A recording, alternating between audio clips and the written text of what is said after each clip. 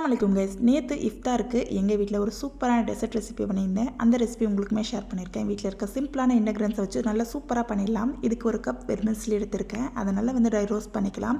இது நல்லா dry roast ஆனதும் நான் 2 கப்பு பால் சேர்த்துருக்கேன். ஒரு 1/2 லிட்டர் இருக்கும். அதை சேர்த்துட்டு நல்லா இதை கொதிக்க விட்டுடலாம். இது கொதிக்கிற டயத்தில் நம்ம இன்னொரு பக்கம் ஒரு பவுலில் 2 டீஸ்பூன் கஸ்டர்ட் பவுடர் சேர்த்துட்டு ரா மில்க் சேர்த்து நல்லா லம்ஸஸ் எதுவும் இல்லாமல் மிக்ஸ் பண்ணி விட்டுக்கலாம். ஒரு பக்கம் நம்மளுடைய சேமியாவும் நல்லா வெந்துட்டுருக்கு. நல்லா சேமியா வெந்ததும் இப்போ நம்ம ரெடி பண்ணி வச்சுருக்க இந்த கஸ்டர்ட் மில்க்கு சேர்த்து நல்லா மிக்ஸ் பண்ணி கொடுங்க. நல்ல ஒரு திக்கான கன்சிஸ்டன்சிக்கு வரும். இந்த ஸ்டேஜில் கொஞ்சமாக சுகர் கூடவே பார்த்திங்கன்னா நான் மில்க் மேட் ஆட் பண்ணிக்கிறேன். மில்க் மேட் ஆப்ஷனில் உங்ககிட்ட இருந்தால் ஆட் பண்ணிக்கோங்க. கூடவே கலர் அண்ட் ஃப்ளேவருக்காக டைகரோட மேங்கோ எசன்ஸ் சேர்த்துக்கிறேன்.